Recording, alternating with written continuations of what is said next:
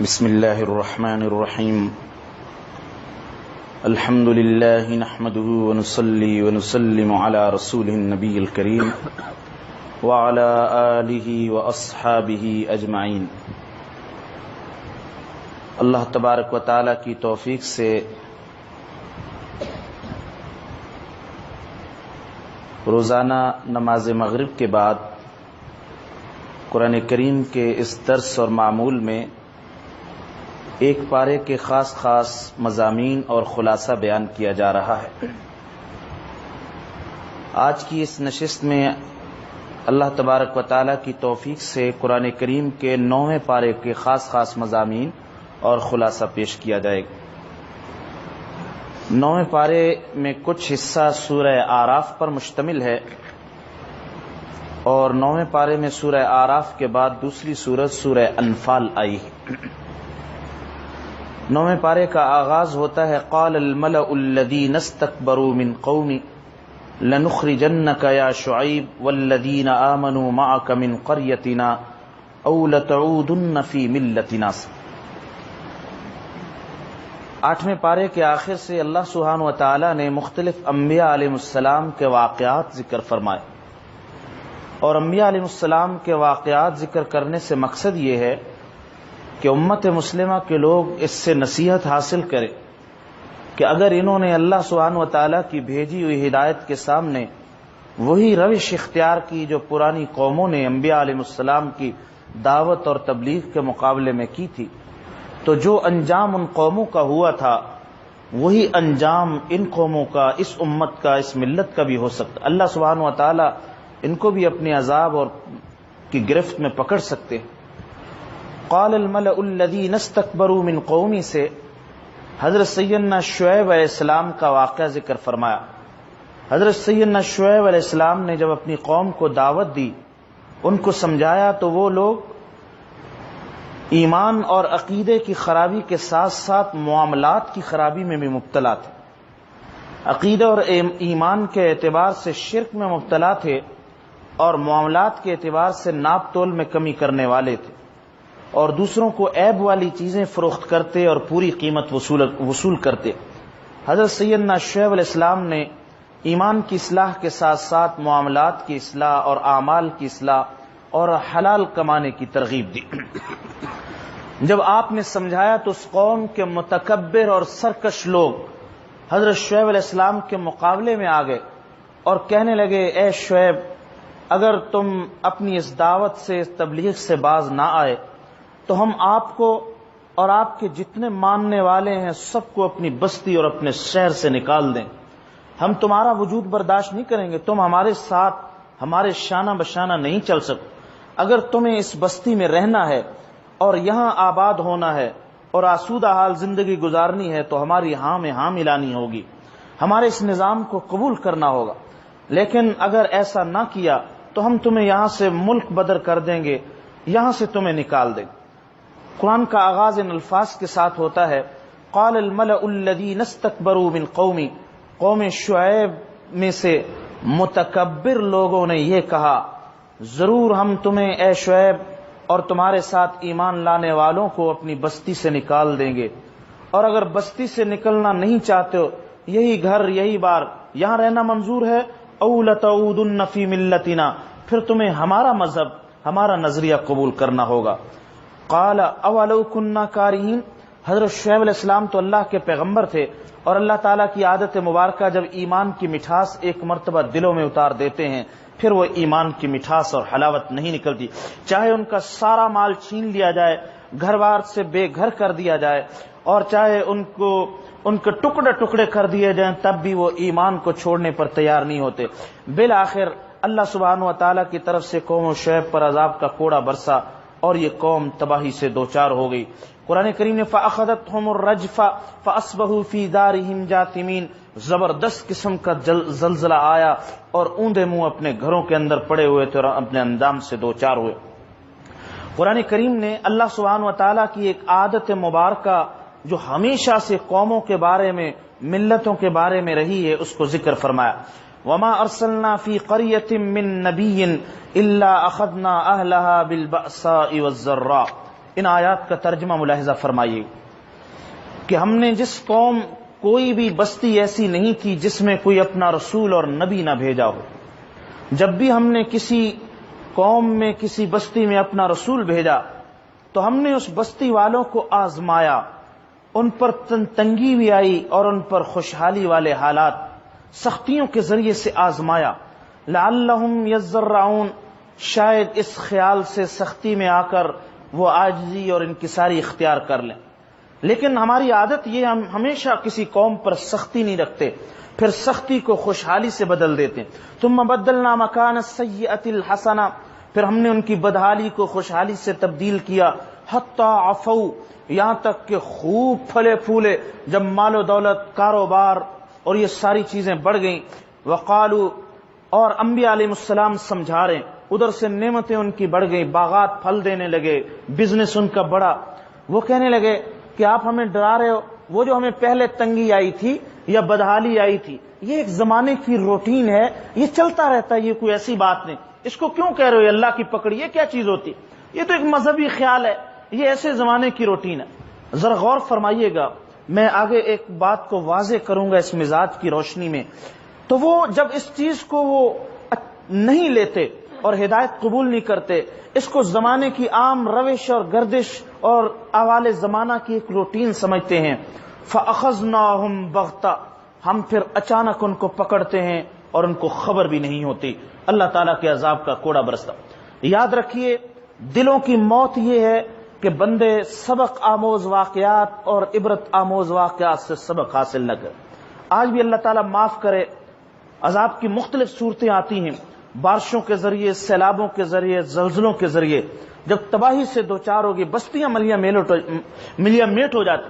لیکن آپ سنتے ہیں کیا بحثیں ہوتی اخباروں کے اندر اور ٹی وی کے ذریعے، اس وقت یہ لے کر بیٹھ جاتے ہیں صاحب یہ پلیٹیں ہوتی ہیں، یہ زمین کی ہلتی ہیں اور طبی طور پر پھر آفٹر شاکس آتے رہتے ہیں. ارے اللہ کے بندو، اس طرف متوجہ ہو جو اصل کرنے کا کام ہے. یہ بات صحیح ہے کہ زمین کی پلیٹیں ہلتی ہیں، لیکن وہ ہلاتا کن وجوہات کی وجہ سے، غور اس پر کرنے کی ضرورت ہوتی ہے.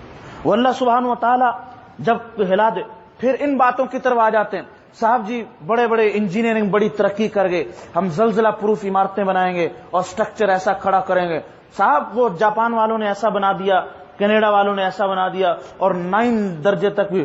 ارے یہ ساری بچوں والی باتیں ہیں، یہ سب خیالات ہیں. اللہ سبحانہ و تعالیٰ پر ایمان والا، جس کو اللہ تعالیٰ عبرت کی آنکھ عطا فرماتے ہیں، وہ ان چیزوں میں نہیں جاتا. اللہ سبحانہ و تعالیٰ وہ 1 درجے کے ذریعے وہ ہلاک فرما سکتے ہیں، وہ 9 درجے میں بھی حفاظت کرنا چاہیں.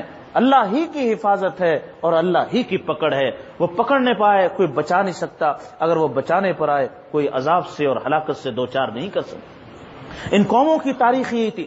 وہ کہنے لگے قد مس آباءنا الضراء والسراء، کوئی بات نہیں جی، ہمارے آباء و اجداد کو بھی تکلیفیں آتی نہیں، ہمیں بھی آئی تھیں، ان کے بھی حالات بدل گئے، ہمارے بھی حالات بدل گئے. باقی یہ ہمیں جن چیزوں کی طرف متوجہ کر رہے ہو، یہ مذہبی چیزیں، یہ کوئی ایسی چیزیں نہیں، ان کا کوئی تعلق نہیں ان چیزوں کے ساتھ. یہ دلوں کی موت ہے. جب دل مر جاتا ہے اس کی بصیرت کی آنکھیں اندھی ہو جاتی ہیں.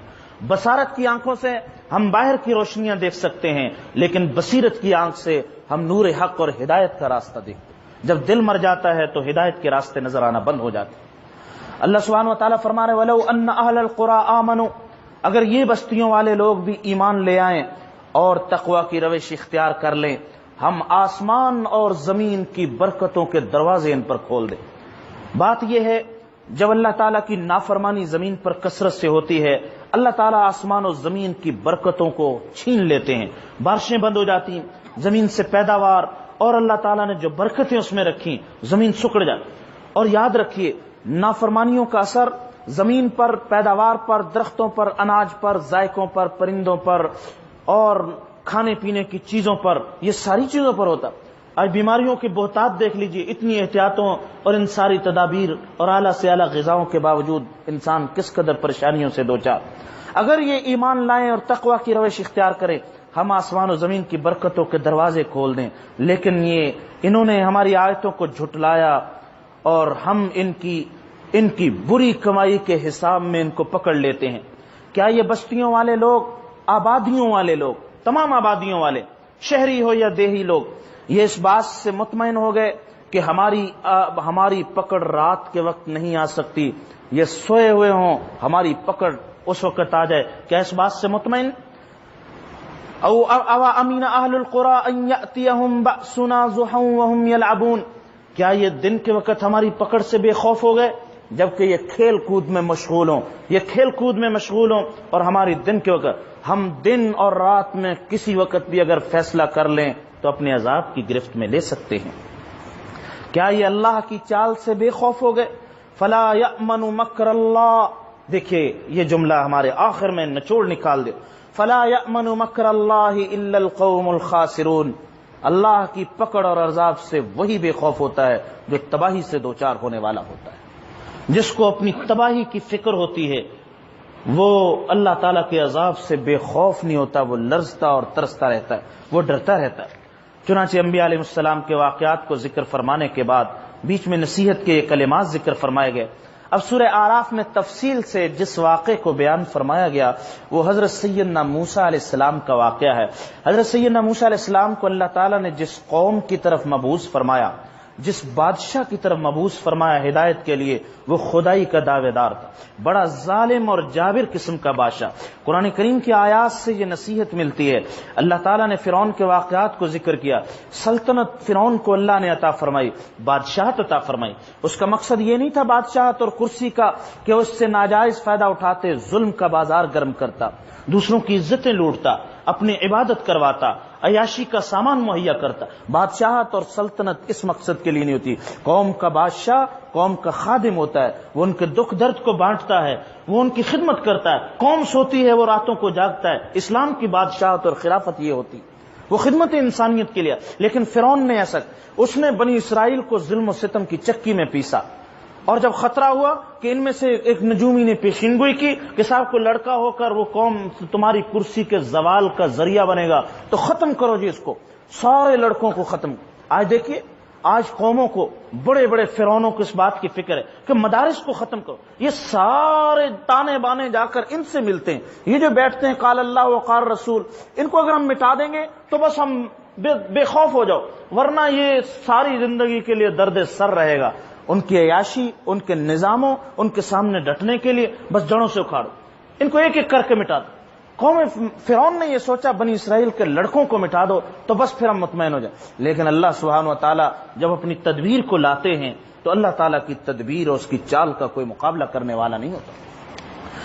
چنانچہ اللہ سبحانہ و تعالیٰ کے حکم سے حضرت موسیٰ نے فرعون کو سمجھایا، وہ مقابلے میں ڈٹ گیا، اور حضرت موسیٰ علیہ السلام نے نشانی دکھائی. اس نشانی کا مقابلہ کرنے کے لیے، یعنی جب آپ کا عصا وہ سانپ بنا، اس نے جادو کا اعلان، کہنے لگے یہ جادو ہے، نعوذ باللہ، اور حضرت موسیٰ علیہ السلام کو جھوٹا کہنے لگے. غور فرمائیے گا، تمام انبیاء علیہ السلام کی تاریخ میں اللہ سبحانہ و تعالیٰ نے انسانیت کی تاریخ میں ہدایت کے لیے دو عناصر کو بھیجا. ہدایت کے لیے دو عناصر کو، ایک کتاب اللہ اور ایک رجال اللہ.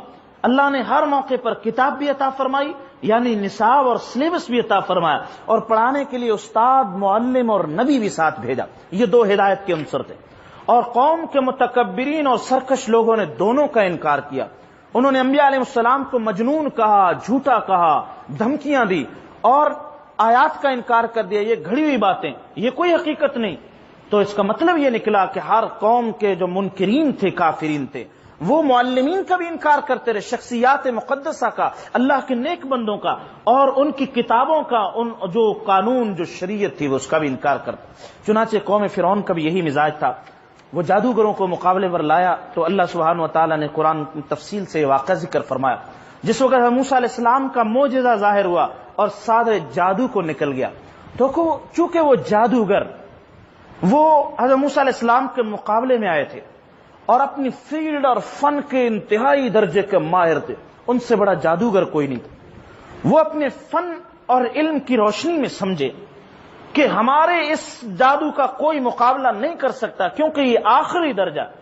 جب حضرت موسیٰ علیہ السلام کا عصا اژدہا بن کر سب کو نگل گیا، فوراً وہ سجدے میں گر گئے، مسلمان ہو گئے، سمجھ گئے کہ نہیں، یہ جو طاقت ظاہر ہوئی یہ جادو سے بڑی کوئی غیبی طاقت ہے، وہ یقیناً وہی طاقت ہے جو حضرت موسیٰ علیہ السلام دے رہے اللہ سبحانہ و تعالیٰ کی طاقت۔ بعض حضرات مفسرین نے لکھا اللہ تعالیٰ نے حضرت موسیٰ علیہ السلام کے مقابلے میں آنے والے جادوگروں کو ہدایت کی توفیق عطا فرما دی۔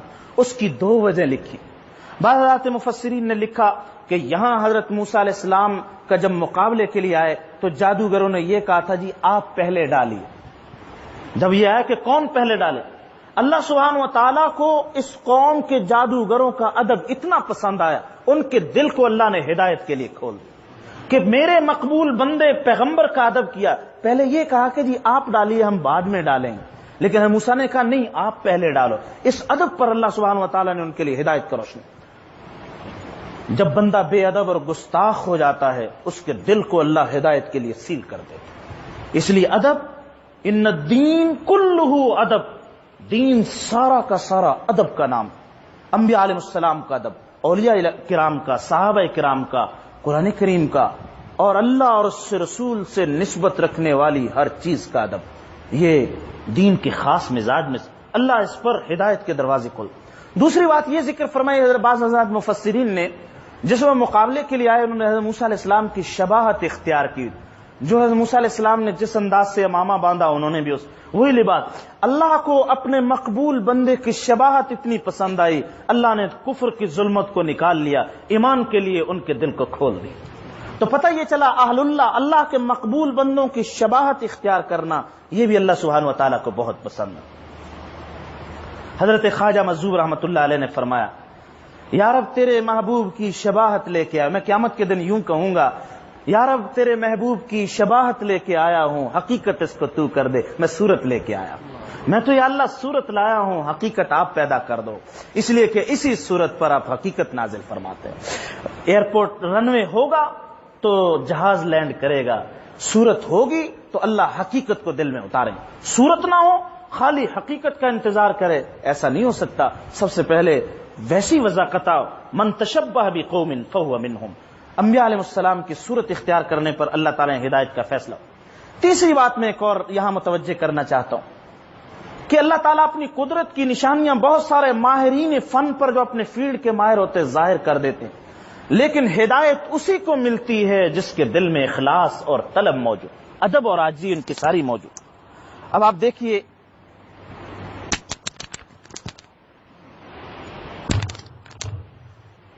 اس وقت بھی اللہ سبحانہ و تعالیٰ اپنی قدرت کی بڑی بڑی نشانیاں دکھاتے ہیں۔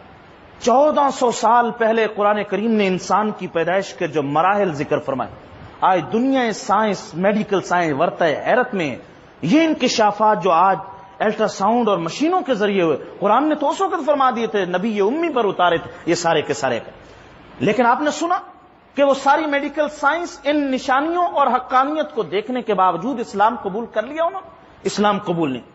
کتنی بڑی بڑی نشانیاں آفاق عالم میں دیکھ رہے ہیں، چاند تک پہنچے اور بہت بڑی بڑی اللہ تعالیٰ کی قدرت کی نشانیاں دیکھ رہے ہیں اور صداقت کا اعلان بھی کر رہے ہیں۔ قرآن عجیب کتاب، جیسے میں نے ڈاکٹر نورس بقائی کا وہ واقعہ ذکر کیا تھا کہ قرآن کی ایک آیت پر وہ پھڑک اٹھا اور اس نے بہت بڑی تحقیق لکھی کہ آج سے صدیوں پہلے جو قرآن نے ایک بات ذکر فرمائی، آج جدید میڈیکل سائنس اس تک پہنچی ہے کہ واقعتاً اللہ کی یہ کلام، لیکن ہدایت اس کو ملتی ہے جو اس بات کو تسلیم کر لے اور سر تسلیم۔ اس لیے کہ ایمان نام، میں پھر واضح کر رہا ہوں، ایمان نام جاننے کا نہیں ہے، ایمان نام ماننے کا ہے۔ جب جاننے کے بعد بندہ مان لیتا ہے تو وہ مومنین کی صف میں شامل ہو جاتا ہے۔ چنانچہ حضرت موسیٰ علیہ السلام کے مختلف واقعات کو ذکر فرماتے ہوئے یہ فرمایا کہ قوم فرعون کو ہم نے مختلف عذابوں کے ذریعے سے پکڑا، بڑے عذاب سے پہلے شاید ہی یہ نصیحت حاصل کر لیں۔ چنانچہ ایک موقع پر ہم نے ان کی پیداوار کو کم کر دیا، ختم کر دیا، قحط میں مبتلا کیا، پھر بھی نہ سنبھلے۔ پھر ہم نے ان پر مختلف عذاب اتارے، طوفان بھیجے، ٹڈیاں بھیجیں، ہم نے پسیوں کے عذاب میں مبتلا کیا، تکلیف دہ موذی جانوروں میں مبتلا کر دیا، مینڈک بھیج دیا، ہر جگہ کھانے پینے بستروں میں مینڈک ہی مینڈک، پھر بھی نہ سمجھے۔ ہم نے خون کے عذاب نازل کیا، ان کا پانی، جہاں جو برتن، سب چیزیں کھانے پینے کی خون بن گئی، پھر بھی نہ سمجھے۔ حضرت موسیٰ علیہ بار بار توبہ کرتے تھے، بار بار بدل جاتے تھے، اور اللہ سبحانہ و تعالیٰ نے بالآخر ان سے یہ انتقام لیا، فانتقمنا منہم فاغرقناہم فی الیم، ہم نے بہت موقع دیا، بہت موقع دیا، بار بار توڑتے رہے، بالآخر ہمارے عذاب کی گرفت میں اس کے اوپر ہمیں یہ سبق ملا۔ ہم بھی اللہ کے سامنے توبہ کرتے رہتے ہیں، ٹوٹتی رہتی، لیکن توڑنے کے لیے توبہ نہ کریں، پکی توبہ کریں۔ خود بخود ٹوٹ جائے تو پھر توبہ کر لیں، لیکن دل میں ارادہ شامل نہ ہو کہ ہم اس توبہ کو توڑیں گے۔ یہ جرم تھا کہ وہ جب بھی موسیٰ علیہ السلام کے سامنے آتے تھے، لیکن ان کے دل میں یہ فریب اور مکر چھپا ہوتا تھا کہ ہم نے وہی روش اختیار کرنا۔ اس لیے کہ توبہ بندے اور اللہ کے درمیان معاملہ ہے، وہ لوگوں کا آپس میں معاملہ نہیں۔ اس لیے کہ جب اللہ کو دکھا رہے، وہ دلوں کے بھیدوں کو جاننے والے ہیں، اس لیے دلوں کا اخلاص، دلوں کی ندامت، حقیقی توبہ نصوح اللہ کے سامنے ہم پیش کریں تو اللہ سبحانہ و تعالیٰ کی رحمتوں کے دروازے کو اللہ سبحانہ و تعالیٰ نے بالآخر پکڑا اور سمندر میں فرعون کو اور اس کی قوم کو، اس کے پورے لشکر کو غرق فرما دیا۔ اعلان فرمایا وَأَوْرَثْنَا الْقَوْمَ الَّذِينَ كَانُوا يُسْتَضْعَفُونَ، یہ جو بیچارے بنی اسرائیل کے کمزور لوگ تھے، ہم نے زمین کا وارث ان کو بنا دیا۔ یہ ملک مصر ان کو، تخت ان کو مل گیا، غنیمتیں، باغات، ساری چیزیں ان کو مل گئی۔ وہ تو سارے ڈوب گئے، ان کی جائیدادیں، املاک وہ بنی اسرائیل کو مل گئیں۔ مشارق الارض و مغاربها التی بارکنا فیہا، ہم نے مشرق و مغرب کی زمین ان کے زیر نگیں کر دی جس میں ہم نے برکتیں نازل کی۔ اور اب آپ کے رب کا کلمہ پورا ہو گیا، وعدہ پورا ہو گیا جو بنی اسرائیل سے کیا تھا، اے بنی اسرائیل تم میرے پیغمبر کے ساتھ رہو، ہم تمہیں زمین کی ملک، زمین کی سلطنت عطا کریں۔ اللہ سبحانہ و تعالیٰ نے وعدے کو پورا فرما دیا۔ لیکن بنی اسرائیل کے مزاج میں بھی بڑی رنگینی تھی۔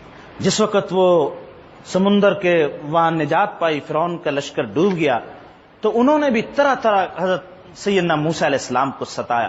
اب قرآن کریم نے بہت سارے واقعات ذکر فرمائے۔ جس وقت موسیٰ علیہ السلام 30 دن کے لیے تورات، اللہ کی کتاب لینے کے لیے کوہ طور پر پہنچے تو اللہ تعالیٰ نے فرمایا 10 دن مزید۔ پتہ یہ چلا اگر تھوڑے ارادے کے لیے آئے تو مزید ارادہ بھی اس سے لکھوانا چاہیے کہ بھئی اور بھی ارادہ کر لو۔ آئے تو 30 دن کے لیے تھے، 10 دن مزید کہہ دیا، بھئی چلہ پورا کرو 40 دن۔ 40 دن میں اللہ تعالیٰ نے کوئی خاص تاثیر رکھی ہے انسان کی عادات کے بدلنے۔ اس لیے حدیث میں آتا ہے جو بندہ 40 دن تک تکبیر اولیٰ سے نماز پڑھ لے، اللہ تعالیٰ اس کو 2 انعامات عطا فرماتے ہیں، ایک جہنم سے بری، دوسرا منافقت سے بری۔ یہ بندہ خالص مومن۔ 40 دن سے بندے کے حالات بدل جائے۔ انسان کی پیدائش کے جتنے مراحل ہیں وہ بھی 40 دن کے وقفے سے طے ہوتے ہیں۔ خون کا لوتھڑا 40 دن کے بعد بوٹی، 40 دن کے بعد ہڈیاں، 40 دن کے بعد یہ 40 دن۔ تو اللہ سبحانہ و تعالیٰ نے چاہے، اس لیے کسی بندے کو اگر کوئی عادت تبدیل نہ ہو تو وہ 40 دن کا التزام کر لے، 40 دن رائے خدا میں خرچ کر لے، 40 دن اللہ کی صحبت میں خرچ کرے، ذرا اپنے ماحول کو چینج کرے، دیکھو اس کی ساری زندگی اس سے تبدیل ہو جائے۔ اللہ نے اس کے اندر خاص تاثیر رکھی۔ فرمایا ہم نے 40 دن کے موسیٰ علیہ السلام سے وعدہ لیا اور تورات عطا کی، لیکن جب وہ تورات لے کر وہاں پہنچے تو وہاں کے لوگ کہنے لگے یہ آپ نے کہا کہ یہ تختیاں تورات ہے، ہم جب تک اپنے کانوں سے نہیں سنیں گے یہ تورات ہے ہم تو نہیں مانیں گے بات۔ دیکھو یہ بڑی جرأت اور بے باکی تھی۔ جیسے بہت سارے جس صاحب جب تک ہمیں وہ نظر نہ آئے نا، لاجک سمجھ نہ آئے، کوئی دلیل نہ آئے، یہ چیز بھائی اس کے لیے استعداد کی ضرورت ہے، پہلے اس کے لیے کچھ بنیادی باتوں کی ضرورت۔ جیسے ہم ڈاکٹر کو یہ نہیں کہتے کہ الٹرا ساؤنڈ کا جب تک آپ نے جو رزلٹ لکھا سمجھ میں نہیں آئے گا ہم تک اس وقت تک تسلیم نہیں کریں، علاج شروع نہیں کریں۔ جب تک ایکس رے کی اس رپورٹ کا رزلٹ ہمیں سمجھ میں نہیں آئے گا ہم نہیں علاج شروع کریں۔ کوئی نہیں کہتا، کیونکہ وہاں جان پیاری ہے۔ اگر دین اسی طرح ایمان پیارا ہو جائے تو آدمی ان ساری چیزوں کے اندر سے نکل جائے اور سر تسلیم خم کرے۔ ایمان کامل وہ بغیر سمجھے اللہ اور اس کے رسول کی بات پر اعتماد کرتے ہوئے جھک جانے کا نام، یہ ایمان کامل۔ چنانچہ وہ کہنے لگے جی، حضرت موسیٰ علیہ السلام نے کہا ٹھیک ہے 70 نمائندے چنے، کوہ طور پر لے گئے۔ اللہ سبحانہ و تعالیٰ نے اپنی قدرت سے آواز بھی سنا دی، یہ ہماری کتاب، اس کو پکڑو۔ پھر انہوں نے بے باکی اختیار، کہنے لگے ہم دیکھنا چاہتے ہیں۔ یہ بڑا مطالبہ معاندانہ تھا کیونکہ اللہ کی ایک نشانی پوری ہوگی، لیکن جب اس وقت انہوں نے یہ کہا تو اللہ سبحانہ و تعالیٰ نے ان کو اپنے عذاب کی گرفت میں پکڑا، سخت قسم کی چیخ، اور اس کے نتیجے میں زلزلہ ہوا، سارے کے سارے بے ہوش ہو کر مر۔ لیکن حضرت موسیٰ علیہ السلام نے دیکھا یہ تو قوم کا ایک وفد تھا جو میں لے کر آیا، پچھلے والے لوگ سرداروں کا یہ حال، فہم والے لوگوں کا، جن منتخب قومی نمائندوں کا یہ حال ہے تو پیچھے والی عوام کا کیا حال ہوگا؟ وہ کیا سمجھیں گے؟ وہ تو یہی کہیں گے کہ انہوں نے قتل کر دیا اور مار دیا۔ اللہ سے دعا کی یا اللہ یہ ہیں تو بے ہوش، ان کو موت نہ عطا کرنا ہے، ان کو دوبارہ ہوش دے دے تاکہ وہ لوگ بدگمانی کا شکار نہ۔ اللہ تعالیٰ نے موسیٰ علیہ السلام کی قوم سے ان کو دوبارہ، جس کو تعبیر فرمایا گویا ان کو دوبارہ زندگی دے دی، اصل میں وہ موت ہی کی طرح مردہ ہو کر پڑے ہوئے تھے، اللہ تعالیٰ نے دوبارہ ان کو وہ حیات عطا فرمائی اور موسیٰ علیہ السلام کے ساتھ۔ حضرت موسیٰ علیہ السلام نے بھی اللہ سبحانہ و تعالیٰ سے ایک درخواست کی، لیکن درخواست دو طرح سے ہوتی، جیسے مسئلہ دو وجہ سے پوچھا جاتا ہے۔ ایک مسئلہ اس لیے پوچھا جاتا ہے میں عمل کرنا چاہتا ہوں، ایک مسئلہ اس لیے پوچھتے ہیں بہت سارے لوگ اپنا علم جتلانا ہوتا ہے، میں بہت نالج رکھتا ہوں، بڑا مطالعہ کرتا ہوں۔ مسئلہ کئی وجہ سے پوچھا جاتا ہے نا، ایک اپنا مطالعہ، کتاب پڑھی ہوئی ہے تو اپنا وہ علم اب اندر وہ کیا کر رہا ہے، وہ ہلچل مچائے ہوئے تو کچھ ظاہر کرنا ہے تو اس لیے آ کر وہ بحث کر رہے ہیں، اور جناب یہ چیز ایک ہی ہے کہ مجھے یہ عمل کرنا، مجھے مسئلہ بتلا۔ انہوں نے بھی درخواست کی اللہ تعالیٰ کو دیکھنے کی، اللہ نے عذاب سے پکڑا۔ حضرت موسیٰ علیہ السلام نے بھی اللہ سبحانہ تعالیٰ سے کہا یا اللہ ربی ارینی انظر الیک، میرے رب میں آپ کو دیکھنا چاہتا ہوں۔ حضرت موسیٰ علیہ السلام کا دیکھنا کمال عشق کی بے تابی کی وجہ سے تھا یہ درخواست، اور کیا مقام ہے حضرت موسیٰ علیہ السلام کا جو کسی پیغمبر کو یہ خصوصیت عطا نہیں فرمائی گئی۔ اللہ تعالیٰ نے براہ راست موسیٰ علیہ السلام سے کلام فرمایا، کلیم اللہ کہلاتا۔ باقی پیغمبروں کے پر وحی آتی تھی جبرائیل امین کے ذریعے، اللہ تعالیٰ نے موسیٰ علیہ السلام سے براہ راست گفتگو کی، اور پھر جب یہ درخواست کی اے اللہ میں دیکھنا چاہتا ہوں، یہ عشق و محبت کی انتہا کی وجہ سے، کیونکہ جو محبوب ہے جب اس کی آواز بھی سنے تو کیا عشق کی اندر آگ لگی۔ والذین آمنوا اشد حبا للہ، اللہ تعالیٰ نے فرمایا ایمان والے سب سے زیادہ اللہ کی شدید ترین محبت دل میں رکھتے ہیں، یہ ایمان کی کیفیت۔ موسیٰ علیہ السلام کا کیا مقام ہوگا جو رب العالمین کی آواز بھی سنتے ہو، کلام فرماتے ہو۔ اس لیے درخواست کی یا اللہ دیکھنا چاہتا ہوں آپ کی زیارت۔ اللہ تعالیٰ سبحانہ و تعالیٰ نے فرمایا لن ترانی، نہیں دیکھ سکو گے، ابھی وہ برداشت کی قوت نہیں ہے تمہارے اندر۔ ہاں ذرا پہاڑ دیکھو، یہ پہاڑ کی مثال اس لیے دی کہ موسیٰ تم تو انسان ہو، پہاڑوں کو ہم نے اتنا مضبوط بنایا، پہاڑ مضبوطی کی مثال۔ یہ بھی دیکھنا میری تجلی برداشت نہیں کر سکے، تم تو انسان ہو، کمزور انسان، کیسے برداشت کر سکتے۔ حضرت موسیٰ علیہ السلام نے پہاڑ کی طرف دیکھا، خر، اللہ نے کیا تجلی فرمائی اللہ ہی بہتر جانتے ہیں، خر موسیٰ صاعقہ، بے ہوش ہو کر ہے موسیٰ علیہ السلام گر، بے ہوش ہو۔ جب افاقہ ہوا کہنے لگے سبحانک، میرے مولا آپ پاک ہے، میں نے درخواست ایسی کر دی جس کی ابھی مجھ میں ہمت نہیں تھی برداشت، ابھی ہمت نہیں۔ اللہ سبحانہ و تعالیٰ نے یاد رکھیے جتنی چیزیں غیب کے پردے میں رکھی ہیں اسی میں مصلحت ہے۔ غیب کی چیزوں کو دیکھنے کی ہم میں تاب نہیں، غیب کی چیزوں کو دیکھنے کی تاب۔ جنت، دوزخ، جنت کی کسی نعمت کو دیکھنے کی، آج بہت سارے لوگوں کو تمنا ہوگی کاش مجھے محلات نظر آ جائیں، نہیں دیکھ سکتا، برداشت نہیں ہوگا، پھٹ جائے گا کلیجہ، چکنا چور ہو جائے گا۔ آخرت کی کوئی چیز نہیں دیکھ سکتا۔ میں یہ مثال دیا کرتا ہوں، جن جو ہے جنات کا انسان سے بہت قریبی ساتھ ہے، آبادیوں میں بھی رہتے ہیں، جنات کا آسیب بھی ہوتا رہتا، بہت تذکرہ بھی سنتے رہتے ہیں، ہماری طرح مکلف بھی ہیں۔ کوئی خدا نخواستہ اگر کوئی آواز سن لے نا، اگر جن کسی درخت سے کوئی آواز آ جائے، تنہائی میں جنگل میں جا رہا، وہیں اس کو بخار چڑھ جائے 105 درجے کا، بے ہوش ہو کر گر جائے، کپ کپی طاری ہو جائے، وہ کسی غیب کی مخلوق کی اتنی آواز نہیں بندہ برداشت کر سکتا۔ میں ہم مثال دیتا ہوں، گھر میں تنہا ہو اور دیوار سے کوئی آواز آ جائے، کیا ہوگا جی؟ بہادر صاحب کا کیا ہوگا؟ کیا ہوگا؟ دیوار سے آواز آ جائے، بھاگے گا وہاں سے، جب تک مولوی صاحب کی منتیں کر کے لا کے سورہ بقرہ کا ختم نہیں کرائے گا گھر میں داخل نہیں ہوگا، ہے نا؟ تو یہ حال ہے۔ تو غیب کی چیزوں کو کیسے دیکھ سکتے؟ اور اللہ رب العالمین، سبحان اللہ، سب کہو سبحان اللہ، بڑی اونچی شان ہے اس کی اللہ تعالیٰ کی زیارت اللہ قیامت کے آخرت میں جنت میں کرائیں گے، جب اندر حوصلہ بھی ایسا عطا فرما دیں گے کہ رب العالمین کی زیارت کی اس وقت تاب برداشت کر سکتے۔ سورج کو دیکھ سکتے نہیں ٹکٹکی باندھ کے؟ نہیں دیکھ سکتے، سورج تو اللہ کی ادنا مخلوق ہے۔ جو اللہ اتنا حسن اور نور پیدا کر سکتا ہے، آج بھی انسان اس کو ٹکٹکی باندھ کے نہیں دیکھ سکتا، وہ رب العالمین کو کیسے دیکھ سکتا ہے؟ اس لیے دنیا میں طاقت نہیں رکھے گی کہ وہ دنیا میں ان آنکھوں کے ساتھ بیداری کی حالت میں اللہ سبحانہ، ہاں خواب میں اللہ تعالیٰ کی تجلی ہو سکتی ہے۔ بہت سارے اولیاء اکرام کو خواب میں اللہ تعالیٰ کی زیارت ہوئی، حضرت بایزید بستامی کو اللہ تعالیٰ کی خواب میں زیارت ہوئی۔ امام ابن تیمیہ رحمۃ اللہ علیہ نے لکھا اپنے فتاویٰ میں کہ بایزید بستامی کو زیارت پوچھا اللہ آپ تک پہنچنے کا راستہ کیا ہے؟ اللہ تعالیٰ نے فرمایا دا نفسک و تعال، اپنی نفسانیت چھوڑ دو، بس چلے آؤ، ہم تک آنے کا یہی راستہ ہے۔ امام احمد بن حنبل کو لکھا 100 مرتبہ اللہ سبحانہ وتعالیٰ کی خواب میں سے۔ بہت سارے بزرگوں کو وہی ہوتے ہیں جو عشق میں اتنے بیتاب ہو جاتے ہیں کہ وہ ہر وقت اللہ کی ملاقات کے متمنی رہتے۔ یہ مقام جس کو مل جائے پھر اللہ اسی کو اپنی نشانیاں دکھاتے۔ آگے چل کر حضرت موسیٰ علیہ السلام کے مزید واقعات کو ذکر فرماتے ہوئے یہ ارشاد فرمایا سأصرف عن آیاتی، ہم اپنی نشانیاں، ہم قدرت کی نشانیاں دکھاتے رہیں گے، لیکن جو لوگ زمین میں ناحق تکبر کرنے والے ہیں ان سے ہم اپنی آیات کو اور نشانیوں کو پھیر لیں گے، ان سے کوئی سبق حاصل نہیں کر سکتے۔ آج دیکھیے سب سے بڑی نشانی ہمارے پاس قرآن پاک، معجزہ سب سے بڑا، لیکن وہی حاصل کرے گا جو عاجزی اور انکسار۔ متکبر وہ کبھی بھی ان نشانیوں سے عبرت حاصل نہیں کر سکتے۔ قرآن نے آگے ان کی کیفیت ذکر۔ متکبر آدمی کا کام کیا ہوتا ہے؟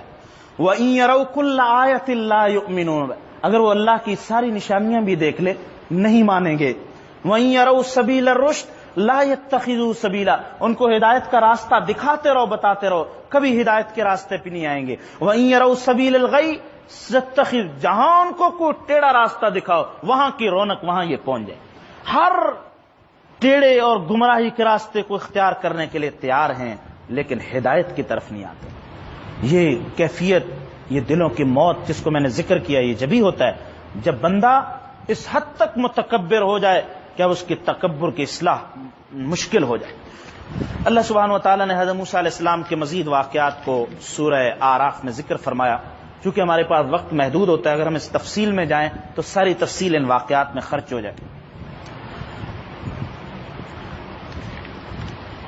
قرآن کریم میں 156 نمبر آیات سے آگے ایسی آیات ہیں جو باقی قرآن کی طرح بہت خوبصورت آئے، اور اس میں حضرت صلی اللہ علیہ وسلم کی بڑی عجیب شانیں ذکر فرمائی۔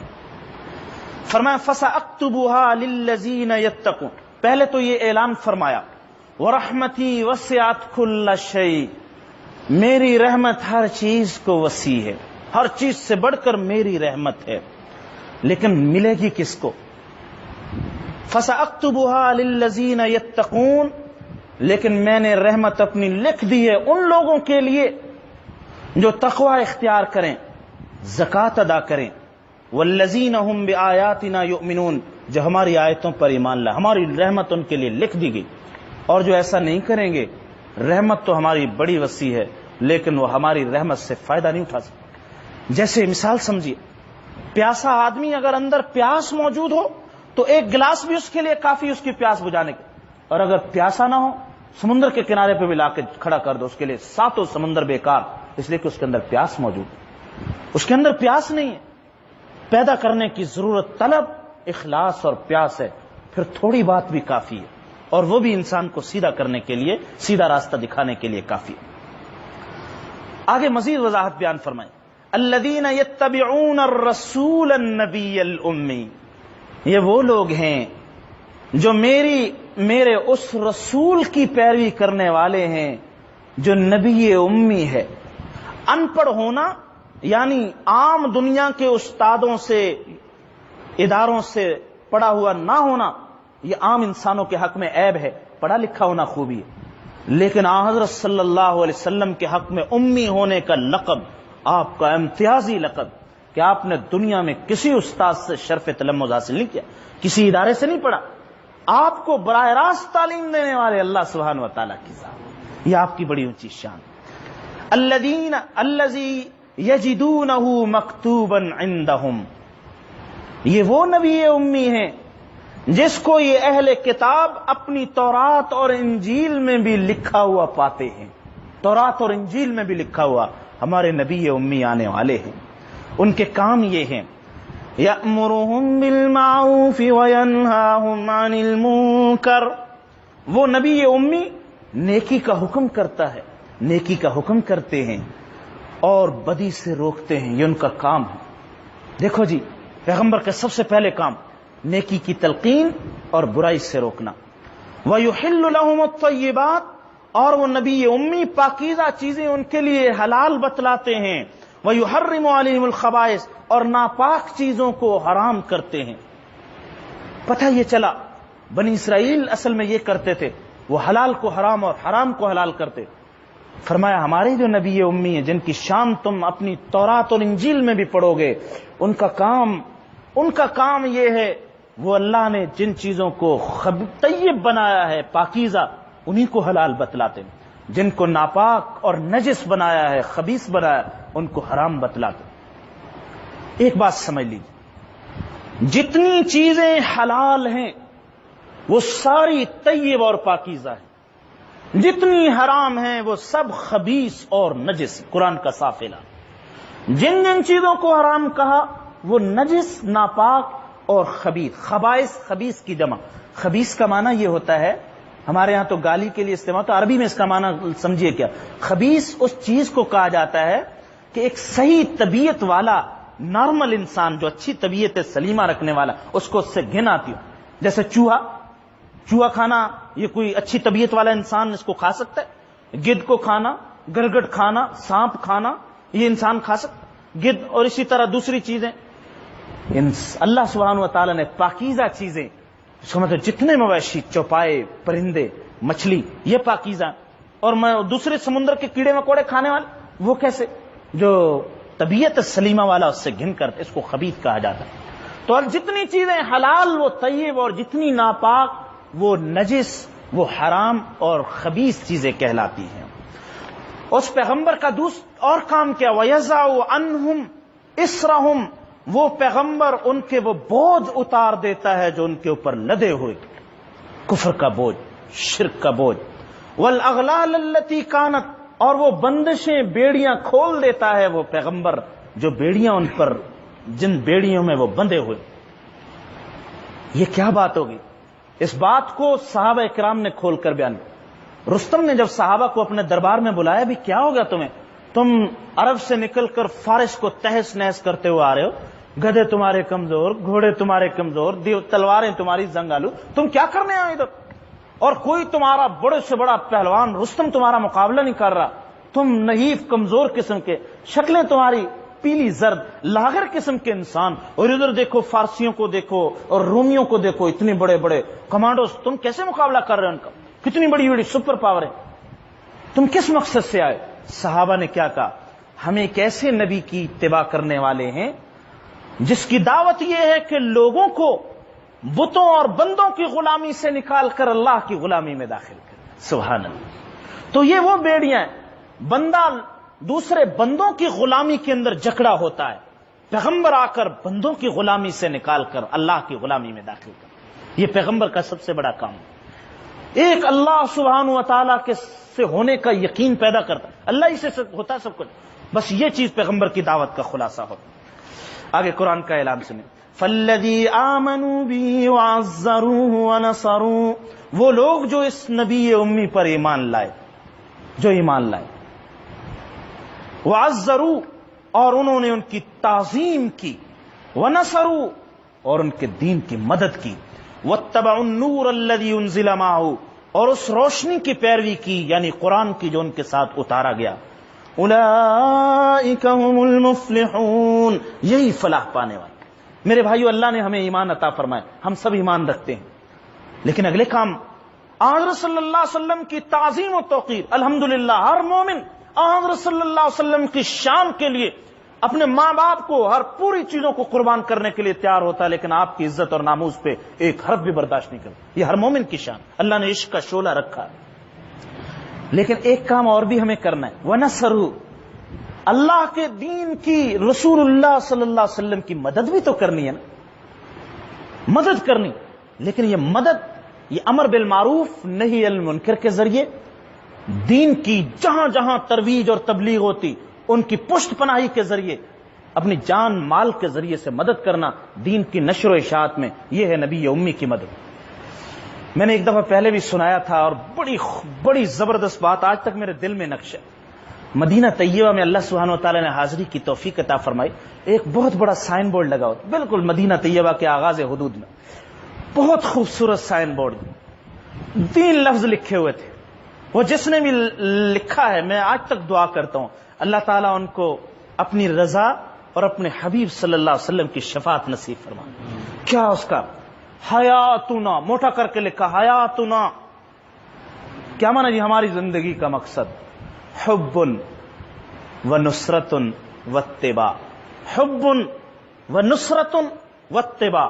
ہمارا بس ایک ہی کام ہے جی ہماری زندگی کا، اس محبوب سے محبت کرنا جو شہر میں آرام فرما ہے، رسول کریم صلی اللہ. حب ان سے محبت کرنا، و نصرت ان کی مدد کرنا، ان کے دین کی مدد کرنا. وہ جس غم کو لے کر آئے تھے اس غم کو آگے پھیلانا، وہ جو چاہتے تھے ان کے کام میں ہاتھ بٹانا، اور ان کے فرامین کی اتباع کرنا. میرے بھائیوں، بہت بڑی تباہی ہوگی جو رسول اللہ صلی اللہ علیہ وسلم کے لگائے ہوئے پودوں کی جڑوں کو کاٹے گا. اس کے لیے بہت بڑی تباہی. آپ نے جو چیز تکلیفیں برداشت کر کے خون پسینہ بہا کر جو رسوم جو سنتیں عادات جاری کی تھی، اگر کوئی ان کو کلا کما کرنے کی کوشش کرے گا اور جاہلیت کی باتوں کو زندہ کرے، جاہلیت کے تعصب کو، قومیت کو، لڑائیوں کو، جھگڑوں کو جو آپ نے نکالے تھے، سب کو ایک کر دیا تھا، بھائی بھائی بنا دیا. جو وہ کام کرے گا اور آن حضرت صلی اللہ علیہ وسلم کے دین کی کسی جڑ کو نقصان پہنچانے، وہ بڑی تباہی سے دوچار، بڑی تباہی. وہ کوئی بھی ہو سکتا ہے. اللہ تعالی ہمیں معاونین میں بنا دے. اس لیے دعا کیا کریں اللہ ہمیں قرآن پاک اور رسول اللہ صلی اللہ علیہ وسلم کے دین کے ادنا سے ادنا خادموں میں اور غلاموں میں شامل فرمائے. یہ انشاءاللہ بہت بڑا اعزاز ہو. بنی اسرائیل کے واقعے حضرت صلی اللہ علیہ وسلم کی شان کو ذکر فرما کے فرمایا، اعلان کرو اے میرے پیغمبر، یا ایھا الناس انی رسول اللہ الیکم جمیعا. کہہ دو اے دنیا کے تمام انسانوں، جو موجود جو بعد میں آنے والے، ہر قوم، ہر علاقے کے، کالے گورے، امریکہ کے ہوں یا فجی کے، مشرق و مغرب کے، دنیا کے تمام لوگ، سب کی طرف میں اس اللہ کا رسول بنا کے بھیجا گیا ہوں جس کے قبضے میں آسمان و زمین کی بادشاہت ہے. میں اس کا رسول ہوں. لا الہ الا ہو، اس کے سوا کوئی عبادت کے لائق نہیں. وہی زندگی دیتا ہے، وہی موت دیتا ہے. لہذا تم ایمان لاؤ اس اللہ پر، اس کے رسول نبی امی پر جو خود اللہ پر اس کے ارشادات پر ایمان رکھتا ہے. واتبعوہ لعلکم تہتدون. تم اس کی اتباع کرو تاکہ تم ہدایت کا راستہ اختیار کرو. میرے بھائیو، قرآن کی ان آیت کو دیکھیے، اس سائن بورڈ کے مضمون کو دیکھیے، انہوں نے خلاصہ نکال دیا اس کا. حب و نصرت و اتباع. محبت کرنا، نصرت کرنا اور آپ کی اتباع کرنا ساری زندگی کا مشن. اللہ نے کتنی صلاحیتیں دی، پتہ نہیں اللہ نے کتنی نعمتیں اور دولتیں دی. دنیا میں تو اپنے سکے دکھا لیے ہر فیلڈ میں. آفیسر تھا، بڑے کمال کا آفیسر بنا. انجینئر تھا، کمال کا انجینئر بنا. کاشتکار کرنے والا، فارمنگ کرنے والا، ہر فیلڈ میں آخر تک پہنچ گیا. یہ بھی کرنے کا ایک کام ہے، اس میں بھی ہمیں آخر تک پہنچنا ہے. اللہ سبحانہ اپنی اولادوں کے بارے میں بھی سوچیں کہ کوئی ایسا تو ہو جائے، کوئی ایسا تو اللہ کا بندہ ہو ہمارے ذہن میں ہو کہ ہم اس کو امام غزالی، امام رازی، بڑے بڑے بزرگان دین، کوئی ہمارا آئیڈیل یہ بھی تو ہونا چاہیے. امام بخاری، امام مسلم، حضرت سیدنا عبد القادر جیلانی، حضرت بایزید، یہ بھی تو آئیڈیل ہے ہماری اصل آئیڈیل یہ. اور دنیا آخرت کی کامیابی اس میں موجود، اس میں چھپی ہے. اللہ تعالی ہمیں توفیق عمل نصیب فرمائے.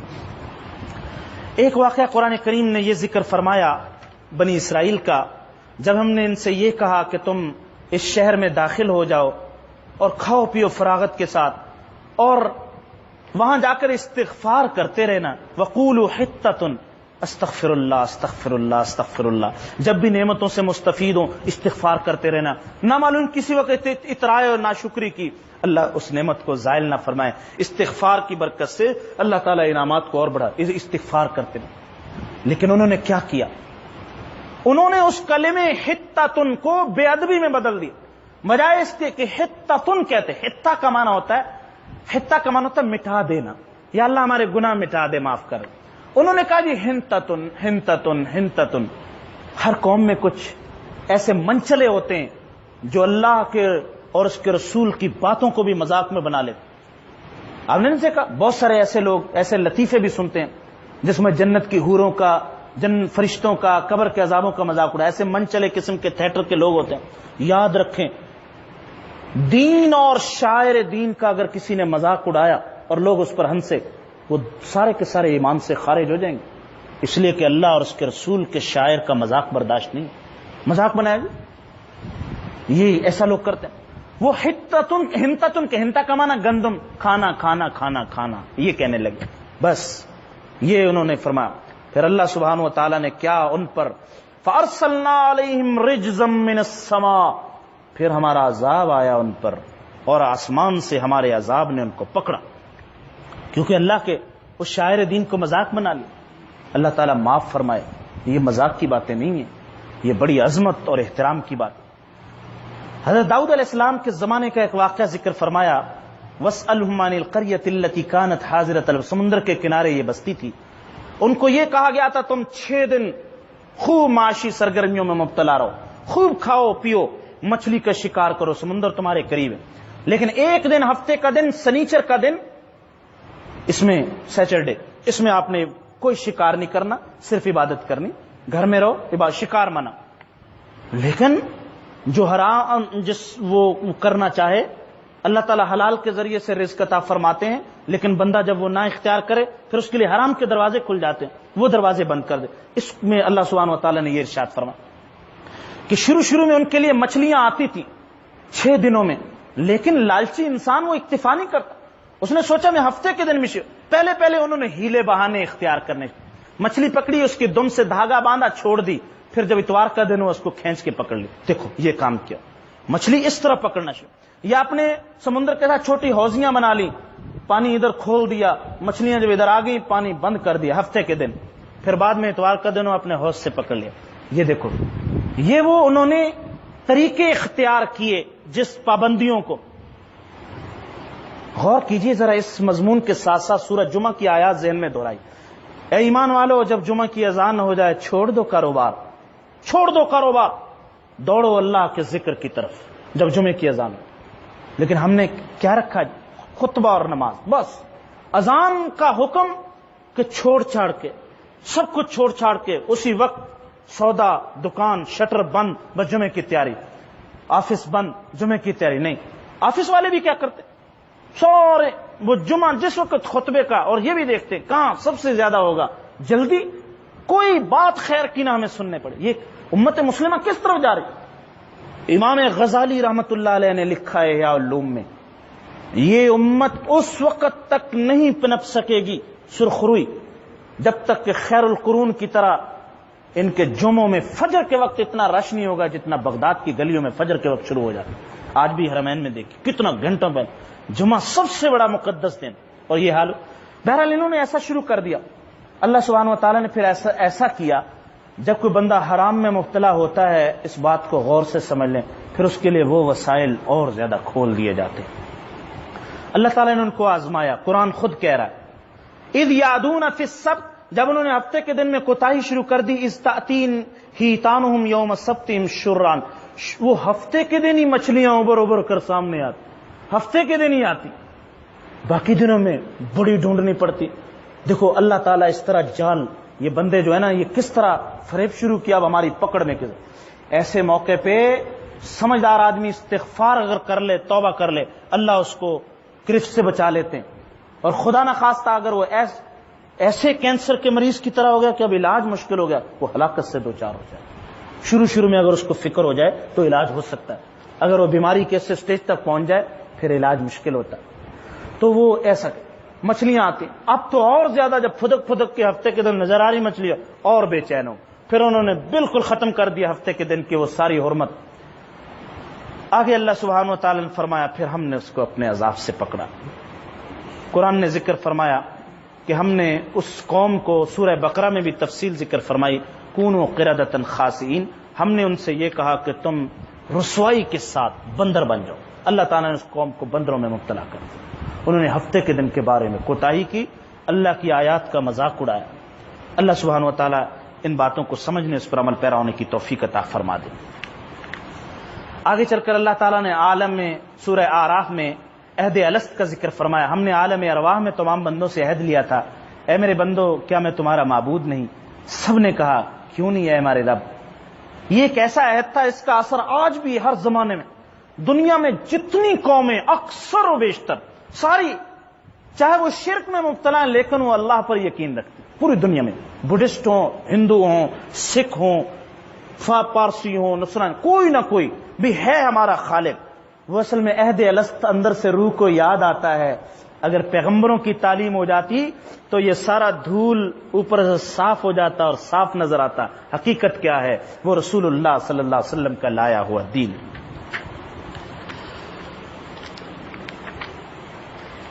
سورہ اعراف کے آخر میں اللہ سبحانہ و تعالی نے ایمان والوں کی اور تقوی والوں کی یہ صفت ذکر کی، ان الذین اتقوا اذا مسهم طائف من الشیطان، تقوی والے لوگ وہ ہیں جب شیطان کی طرف سے کچھ جھانسا ان کو آتا ہے، وسوسہ آنے لگتا ہے، شیطان ان کو چھو جاتا ہے، تذکروا، فوراً وہ اللہ کو یاد کر لیتے، ان کی آنکھیں کھل جاتی، وہ شیطان کے فریب سے اپنے آپ کو بچا لے، اگر مبتلا ہو گئے توبہ اور استغفار کے ذریعے سے اللہ کو راضی کر لیتے۔ آگے چل کر فرمایا جب قرآن پڑھا جائے تو تم فاستمعوا لہ، تم خوب غور سے قرآن کو سنو، خاموش ہو جاؤ، قرآن کی تلاوت کے دوران قرآن کی باتیں کرنے کی اجازت نہیں، خاموشی لازم ہے اور قرآن کو سننا لازم ہے، اس بات پر اللہ تعالیٰ تم پر رحم فرما دیں گے۔ اور فرمایا وَاذْكُرْ رَبَّكَ فِي نَفْسِكَ تَضَرُّعًا وَخِيفًا، اپنے رب کو دل دل میں بھی یاد کرو، ذکر خفی، ذکر قلبی بھی ہونا چاہیے، وَدُونَ الْجَهْرِ مِنَ الْقَوْلِ، زبان سے بھی اللہ کا ذکر کرو، ذکر لسانی بھی ہونا چاہیے، لیکن دون الجہر، بہت زیادہ چیخ چیخ کر نہیں ہونا چاہیے، قدرے بلند آواز سے ہو، بس درمیانی درجے، اعتدال کے ساتھ بلند آواز سے بھی اللہ کا ذکر، بالغدو والآصال، صبح و شام۔ ویسے تو ہر وقت اللہ کا ذکر ہے، لیکن بزرگوں نے، اکابر مشائخ نے صبح و شام کی جو تسبیحات بتلائی نا، اس میں بڑی تاثیر، صبح بھی فرشتے بدلتے ہیں، شام کو بھی، ڈیوٹیاں چینج ہونے کا وقت ہوتا نا، اس وقت بندہ اللہ سبحانہ و تعالیٰ کے سامنے اپنے اعمال میں نیکیاں اور اللہ کا ذکر لکھوا دے۔ فرمایا ان الذین عند ربک، وہ لوگ جو آپ کے رب کے پاس قرب کا مقام رکھتے ہیں، لا یستکبرون عن عبادتی، وہ اس کی عبادت سے تکبر نہیں کرتے، ویسبحونہ، اور ہر وقت اس کی تسبیح بیان کرنے دے، سبحان اللہ کہتے ہیں، وَلَهُ يَسْجُدُونَ، اور اللہ ہی کو سجدہ کرتے ہیں۔ یہ آیت سورہ اعراف کی میں نے پڑھی، یہ آیت سجدہ ہے، ہم سب پر سجدہ واجب ہو چکا، اور یہ وہ سجدہ ہے جس پر اللہ تعالیٰ بہت خوش ہوتے ہیں۔ انشاءاللہ درس کے بعد جو حضرات باوضو ہوں وہ سجدہ کر لیں۔ سورہ اعراف کے بعد اگلی سورت اور آخری چند منٹ باقی ہیں، وہ سورہ انفال ہے۔ انفال مال غنیمت کو کہا جاتا ہے۔ مسلمانوں کو جو اموال کفار کے حاصل ہوتے ہیں اس کے دو طریقے ہیں، ایک جنگ اور جہاد کے بعد مال ملے، اس کو مال غنیمت کہا جاتا ہے، جس کو عربی میں انفال کہتے ہیں، یہاں سورہ انفال میں اس کے احکام ذکر فرمائے گئے۔ اور دوسرا مال فے کہلاتا ہے، بغیر جنگ کے مذاکرات سے وہ اپنی زمینیں جائیداد مال چھوڑ کر چلے جائیں اور وہ املاک مسلمانوں کے قبضے میں آ جائیں، یہ مال فے کہلاتا ہے۔ مال فے کے احکام کو سورہ حشر میں بیان فرمائے گا۔ مال فے وہ مملکت اسلامیہ کا مصرف، وہ جہاں چاہے اس کو صرف کرے گا، للہ وللرسول ولذی القربى، وہاں بیان فرمائے گا، انشاءاللہ وہاں تفصیل آئے۔ اور مال غنیمت مجاہدین میں تقسیم کیا جائے گا، اس کی تفصیلات قرآن کریم نے یہاں ذکر فرمایا۔ ایمان والوں کے اوصاف ذکر فرمایا سورہ انفال کے شروع میں، جب اللہ کا دل یاد کیا جاتا ہے ان کے دل ڈر جاتے ہیں، اور جب قرآن کی آیتیں ان پر پڑھی جاتی ہیں یہ قرآن سے سیکھ سیکھ کر اپنے ایمان کو بڑھاتے رہتے ہیں، اور یہ اللہ پر بھروسہ رکھتے ہیں، یہ نمازوں کو قائم کرتے ہیں، اللہ کے دیے ہوئے رزق میں سے راہ خدا میں خرچ کرتے ہیں، یہ پکے مومن ہیں، ان کے بڑے اونچے درجے ہوں گے اللہ کے بعد، مغفرت کا پروانہ ہے ان کے لیے، اور بڑی عزت والا ان کو اللہ تعالیٰ رزق عطا فرمائیں گے۔ سورہ انفال میں جو زیادہ تر موضوع ہے وہ غزوہ بدر کے حوالے سے، کہ غزوہ بدر اسلام کا پہلا معرکہ تھا، مسلمان بے سر و سامانی کے عالم میں، نہ تعداد قابل ذکر، نہ اسلحہ موجود، نہ سواری، نہ اسباب، ادھر کیل کانٹے سے لیس وہ لشکر سامنے آ چکا۔ بدر میں اس مقام پہ جا کر ٹھہرا جو بڑی وہ مناسب جگہ تھی ان کے لیے، انہوں نے پانی پہ بھی قبضے کر لیے، ادھر ریتلی جگہ حضرت صلی اللہ علیہ وسلم کے پاس آ گئی، پانی بھی موجود نہیں، اللہ سے دعا کی، اسباب کر لیے، پہلے اپنی تعداد لے گئے، صفیں باندھنے، ورنہ جب وہ لشکر آ رہا تھا، غور فرمائیے، جب وہ لشکر آ رہا تھا تو آپ بددعا بھی تو کر سکتے تھے، یا اللہ وہ جو ابو جہل لشکر لے کر آ رہا ہے وہیں کسی راستے میں زمین کے اندر غرق فرما، نہیں، اللہ تعالیٰ کی اور انبیاء کی یہ تدبیر اور طریقہ یہ نہیں رہا، وہ اپنی تدبیر اختیار کرتے، مقابلہ کرتے، اللہ کے راستے میں نکلے۔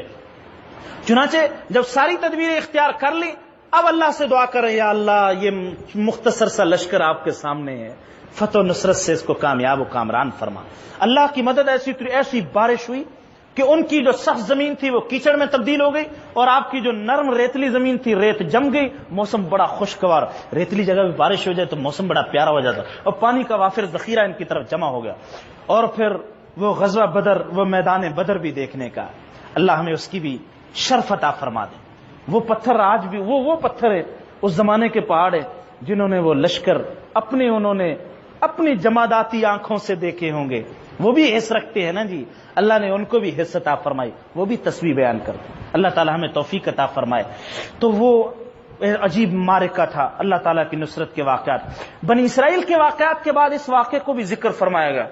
بنی اسرائیل تو وہ قوم تھی جب جہاد کا موقع ہے کہنے لگے اے موسیٰ آپ جانو، آپ کا رب جانے، ہم تو ادھر بیٹھے ہم جہاد نہیں کریں گے۔ ادھر جب آن صلی اللہ علیہ وسلم نے صحابہ سے مشورہ لیا، مہاجرین بار بار کہہ رہے ہم حاضر ہم حاضر ہم حاضر، آپ پھر اعلان فرما رہے۔ انصار نے کھڑے ہو کر کہا یا رسول اللہ ہم وہ بات نہیں کہیں گے جو بنی اسرائیل نے کہی تھی کہ آپ جانے آپ کا رب، ہم آپ کے ساتھ ہیں، آپ جہاں جائیں گے ہم آپ کے ساتھ لحاظ دیں۔ تو مہاجرین سے زیادہ انصار تھے اس میدان میں، انہوں نے اسی طرح رسول اللہ صلی اللہ علیہ وسلم کے دین کی نصرت کی۔ غزوہ بدر میں ہونے والے واقعات اور اللہ تعالیٰ کی نصرت کے ان مشاہدات کو ذکر فرماتے ہوئے آخر میں فرمایا ان شر الدواب عند اللہ الصم البکم الذین لا یعقلون۔ چوپائے تو زمین پر بہت چلتے ہیں، لیکن سب سے برے چوپائے وہ ہیں جو آنکھیں رکھتے ہوئے اپنی آنکھیں بند کر لیں، کان رکھتے ہوئے اپنے کانوں کو حق کے لیے بند کر لیں، زبان رکھتے ہوئے حق کے لیے ان کی زبان گنگ ہو جائے اور وہ نہ بولیں۔ یہ جانوروں سے بھی بدتر ہیں۔